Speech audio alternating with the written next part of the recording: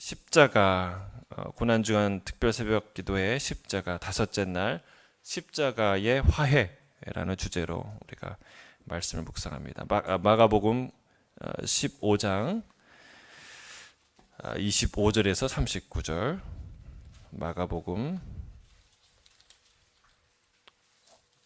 15장 25절에서 39절입니다. 25절 함께 읽겠습니다.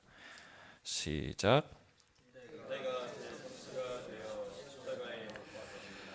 그 위에 있는 죄패에 유대인의 왕이라고 썼고 강도 둘을 예수와 함께 십자가에 못 박으니 하나는 그 우편에 하나는 좌편에 있더라.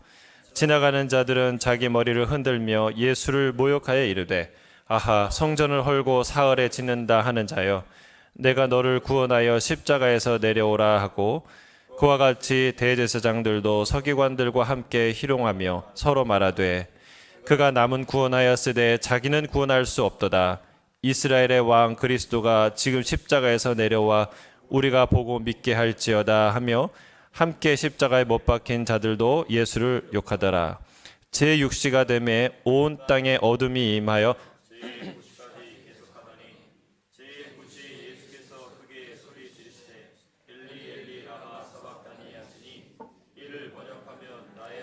나의 하나님 어찌하여 나를 버리셨나이까 하는 뜻이라. 곁에 있던 자 중 어떤 이들이 듣고 이르되 보라, 엘리야를 부른다 하고 한 사람이 달려가서 해면에 신포도주를 적시어 갈대에 꿰어 마시게 하고 이르되 가만두라, 엘리야가 와서 그를 내려주나 보자 하더라. 예수께서 큰 소리를 지르시고 숨지시니라. 이에 성소 휘장이 위로부터 아래까지 찢어져 둘이 되니라. 섰던 백부장이 그렇게 숨지심을 보고 이르되 이 사람은 진실로 하나님의 아들이었도다 하더라. 아멘. 우리가 다섯 번째로 살펴볼 십자가 사건의 메시지는 화해입니다. 화해. 오늘 본문은 예수님의 십자가에 달려서 극심한 고통 가운데 숨을 거두시는 그런 장면입니다. 오늘 성금요일, 그러니까 이 밤에 지난 밤에 겟세마네에서 기도하시고 그리고 잡히시고 그리고 빌라도에게 또 헤롯에게 고문을 받으시는 그 신문을 받으시는 이 시간이죠. 그리고 이제 조금 있으면 제3시, 그러니까 우리 시간으로는 9시죠. 오전 9시에 십자가에 못 박히시고 그리고 최종적으로는 오후 3시에 운명하시는 그런 날입니다. 그러나 저는 오늘 이 죽음을 통해 일어난 또 하나의 사건, 곧 성소의 휘장이 위에서부터 아래로 찢어진 이 사건에 초점을 맞춰서 말씀을 나누고자 합니다. 십자가는 역사적인 화해의 사건인 줄로 믿습니다. 인류 역사상 가장 위대한 화해가 이루어진 사건이죠. 하나님과 인간, 그리고 인간과 하나님 사이의 화해가 이 십자가에서 이루어진 것입니다. 하나님과 인간 사이에 드리워 있던 휘장, 그러니까 커튼이 찢어진 것이에요. 사라져버린 것이죠. 그런 엄청난 사건입니다. 이 십자가 보혈로 말미암아 누구든지 담대하게 하나님의 보좌 앞에, 은혜의 보좌 앞에 나갈 수 있는 사건이, 그런 문이 활짝 열리는 것이 바로 십자가 사건입니다. 하나님과의 친밀함을 누릴 수 있는 문이 열린 것이죠. 저는 이 십자가를 통해서 우리 아버지 앞에, 그리고 그분의 품 안으로 점점 더 깊이, 한 걸음 더 깊이, 어제까지 깊이 들어갔다면 오늘은 더 깊이 들어가는 저 여러분이 되길 주의 이름으로 축복합니다. 우리는 이런 노래를 부릅니다. 우리의 소원은 통일. 그렇죠? 저도 이 노래를 부르곤 했는데 저 역시 그 부모님이 양쪽이 다 북한에서, 이북에서 이 6.25 때 내려오신 분이기 때문에 이 노래를 부르면 눈물이 나곤 했어요. 물론 통일이 어떤 방식의 통일이냐가 중요하죠. 그런데 통일이라는 말 자체가 우리에게 불러일으키는 기대와 설렘이 있죠. 그러나 여러분, 그 간절한 남북 통일보다도 더 간절하고 중요한 화해가 있어요. 남북 화해보다 더 절실하고 더 위험하고, 그래서 더 감동적인 한 화해가 있습니다. 그것이 바로 하나님과의 화해예요. 사람들 사이에 적대 관계는요, 그냥 불편과 불안을 만들긴 하지만 다소 불편한 대로, 조금 불안한 대로 살면 돼요. 물론 저 북한의 자유와 인권이 보장되지 않는 이 인민들이 국민들이 가혹한 시간을 보내겠지만, 그러나 우리 대한민국에 사는 국민들은 그다지 그렇게 절실하게 필요를 느끼지 못하고 그냥 살아갈 수 있는 것이죠. 그냥 그럭저럭 우리는 불편해도 살아갈 수는 있어요. 그런데 하나님과 화해는 그렇지 않습니다. 남북 화해와 사람과 사람 사이의 화해는 그럭저럭 살아갈 수 있지만 이 하나님과 화해 문제는 전혀 그렇지 않다는 것이죠. 그것을 처리하지 않을 경우 우리는 그분의 나라에 발을 딛지 못할 뿐만 아니라 쌓여있는 그 죄의 진노를 고스란히 다 치르고 가야 한다는 사실이기 때문에 그렇습니다. 안타깝게도 이 화해란 말은요, 어떤 적대적인 관계, 그런 현실을 전제합니다. 성경은 인간과 하나님의 원래 관계가 어떤 관계였냐면 십자가 이전에 하나님과 우리의 관계가 원수되었다라고 얘기합니다. 여러분, 이 원수라는 말이 보통 말이 아니에요. 그냥 불편한 사이가 아니라 원수되었다는 건 무슨 말입니까? 여러분, 이게 불편한 정도가 아니라 적대적인 행위를 하는 상태다라는 사실입니다. 하나님과 우리의 관계가 그랬다는 거예요. 우리는 보통 하나님을 향한 인간의 적대 행위, 그것이 문제라고 생각합니다. 하나님을 싫어하고 불순종하고 대적하고 하나님을 저주하는 그런 행위가 죄고 문제의 심각성의 본질이다라고 생각을 합니다. 그러나 여러분, 인간의 하나님을 향한 적대 행위보다 더 심각한 것이 있는데 그것은 인간을 향한 하나님의 적대감이에요. 여러분, 원수되었다는 것은 인간만 하나님을 싫어하는 게 아니라 하나님도 인간을 적대했다는 뜻이에요. 그게 원수 관계라는 것이죠. 이것을 성경은 하나님의 진노라고 표현합니다. 여러분, 인간이 하나님을 버린 것과 하나님이 인간을 버린 것은 같지 않습니다. 차이가 많이 납니다. 인간이 하나님을 대적하는 것과 하나님이 인간을 대적하는 것은 비슷한 고통이, 비슷한 심각한 일이 아니라는 거예요. 그 무게감이 전혀 다릅니다. 인간이 처한 비참한 현실은 하나님을 원수로 만들었다는 거예요. 하나님과 원수되었다는 거예요. 이게 비참한 현실의 근본적인 이유예요. 여러분, 온 세상이 하나 되면 뭐 합니까? 온 세상이 다 통일되고 다 사이좋게 지내고 이 땅에 유토피아를 만들면 뭐 합니까? 이 하나님 한 분과 대적하면 여러분, 그게 아무것도 소용이 없는 거예요. 인류는 소망이 없습니다. 노아 홍수 때와 같이 처참한 최후를 맞게 되기 때문에 그렇습니다. 우리는 이 죄라는 것이 초래하는 엄청난 현실을요, 잘 깨닫지 못하거나 외면하려고 애를 쓰죠. 여러분, 이 땅에서 이 죄를 지면 그 죄도 용서가 잘 안 돼요. 예를 들면 교통 범칙금 하나를 보더라도 여러분, 어처구니 없는 실수, 내가 일부러 교통법규를 어겨야지, 억지로 내가 과속해야지, 이래서 교통법규 딱지를 뗍니까? 아니잖아요. 그냥 얘기하다가 그냥 시속 60km로 달려도 깜빡하고 스크루전을 지나면 여러분, 그럼 봐줍니까? 당신 깜빡했으니까 용서해 줄게, 그렇습니까? 아니에요. 오늘 요즘 조심하시고 더블 디메릿인데 그런 거 깜빡하면은 벌점도 벌금도 배나 나오는 거예요. 여러분, 이 땅의 법도 그렇습니다. 봐주는 거 없습니다. 그런데 하나님 앞에서 짓는 죄는 얼마나 더 심각하고 무섭고 엄중하겠습니까? 우리는 그 심각성을 애써 부정하려고 하는 거죠. 다들 그러고 사는데 안 그런 사람이 어디 있어요?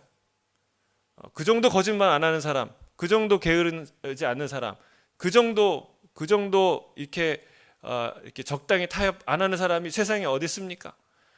여러분, 그렇게 우리는 나의 죄 앞에서, 하나님 앞에서 변명을 하죠. 그러나 다수가 법을 어긴다고 나도 법을 어길 수 있다고 말하는 것은 어리석은 논리입니다. 나의 죄는 나의 죄예요. 예.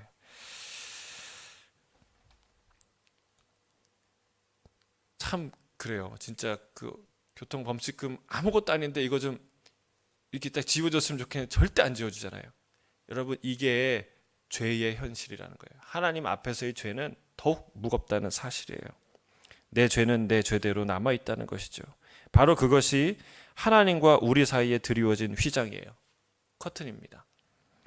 우리는 하나님께 갈 수 없고 하나님은 우리에게 오실 수 없는 현실, 그게 바로 성소에 드리워져 있던 휘장, 커튼이죠.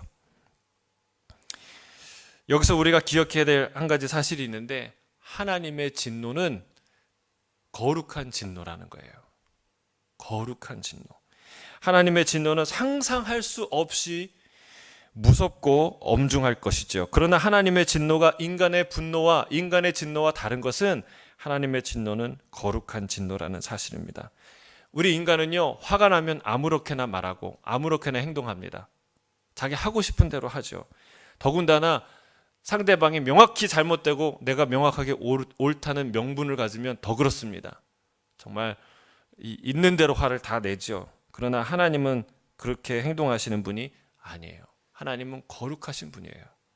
하나님의 진노는 무섭도록 맹렬한 진노이지만, 그러나 동시에 절제할 수 없는, 절제되지 못하는 진노가 아니라는 것이죠. 진노 중에도 사랑과 정의를, 공의와 인자하심을 잃지 않는 분이 바로 하나님이세요. 그게 하나님의 진노예요. 그래서 여러분, 지금 우리가 시드니에서 잘 살고 있지 않습니까? 왜 잘 살까요? 이 시드니가 의롭고 선해서 잘 삽니까? 여기 있는 사람들이 죄 안 지어서 잘 삽니까?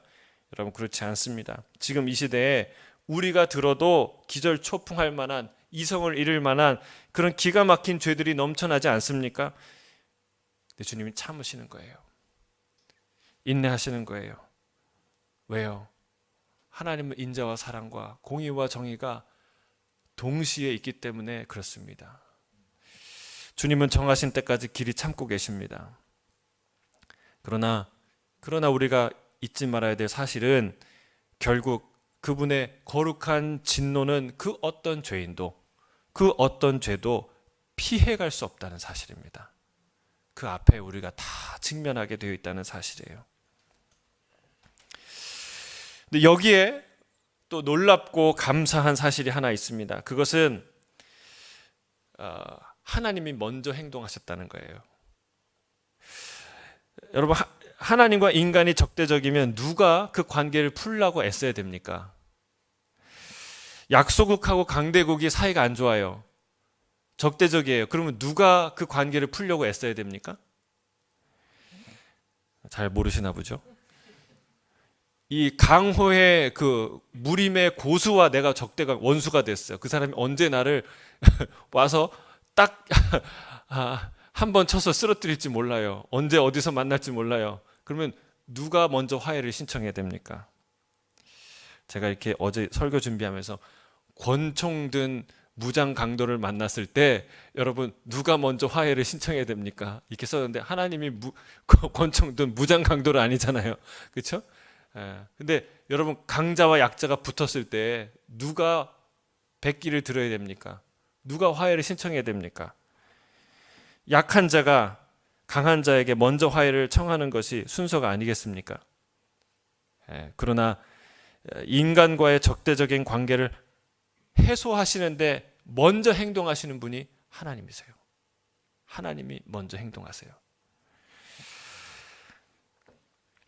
인간이 먼저 100배 사죄하고 머리를 조아려 함에도 불구하고, 우리가 원수 되었을 때, 아직도 씩씩거리고 하나님에 대해서 분기탱천할 때, 그 어떤 행동도 하기 전에 하나님께서 이미 화해의 길을 열어가고 계세요.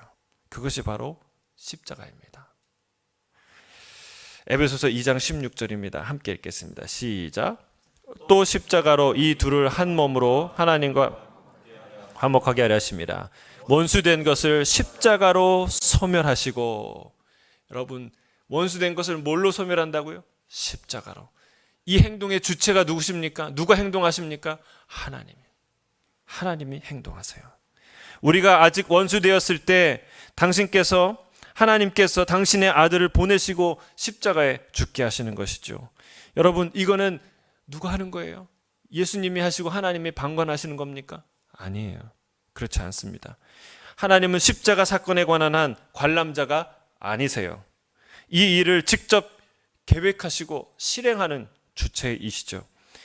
여러분, 하나님은 모든 자를 살리기 위해서 단 한 사람, 단 하나밖에 없는 아들 예수 위에 그 진노를 쏟아 붓습니다.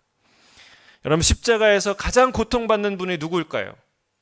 십자가에서 가장 고통받는 분이 물론 예수님이죠. 그러나 우리가 좀 더 생각해 보면 십자가에서 가장 고통받으시는 분은 성자 하나님이세요. 여러분, 사랑하는 아들에게 매를 들 때 여러분, 아들은요 맞을 땐 아프지만요 맞고 나서는 잊어버려요. 그런데 아빠는 잊지 못해요.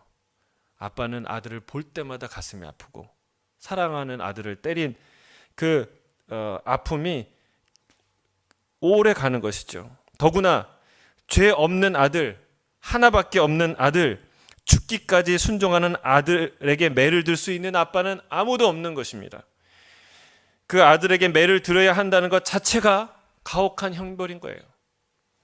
이것이 우리 아버지 하나님께서 십자가가 세워진 그날 스스로 당하신 형벌인 줄로 믿습니다. 왜 하셨습니까? 화해의 길을 내시기 위해서, 하나님과 인간 사이에 막혀있는 이 휘장을 찢기 위해서 하나님이 이 일을 행하셨다는 사실이에요. 요한일서 2장 1절 2절 함께 읽겠습니다. 시작. 나의 사랑하는 자녀, 내가 이것을 너희에게 했음은 너희로 죄를 범하지 않게 하려 함이라. 만일 누가 죄를 범하여도 아버지 앞에서 우리에게 대언자가 있으니 곧 의로우신 예수 그리스도시라. 그는 우리 죄를 위한 화목제물이니 우리만 위할 뿐 아니요 온 세상의 죄를 위하심이라. 예수님이 우리의 화목제물로 돌아가셨다는 거예요. 내 죄뿐만이 아니라 온 세상의 온 인류의 죄를 다 지시고 죽으셨다는 사실입니다. 하나님은 아들 예수 그리스도로 온 세상의 죄를 위한 화목제물로 삼으셨어요. 여러분, 하나님이 화해의 길을 활짝 여신 거예요. 할렐루야. 여러분, 사실 이 구원에 있어서 우리가 할 수 있는 일이 거의 아무것도 없다는 사실이에요. 마치 우리 인생을 구성하는 모든 조건들에 대해서 우리가 기여하는 일이 거의 없는 것과 똑같습니다. 여러분, 저 하늘의 태양을 우리가 애쓴다고 만들 수 있나요? 우리가 떠오르게 하고 지게 할 수 있나요?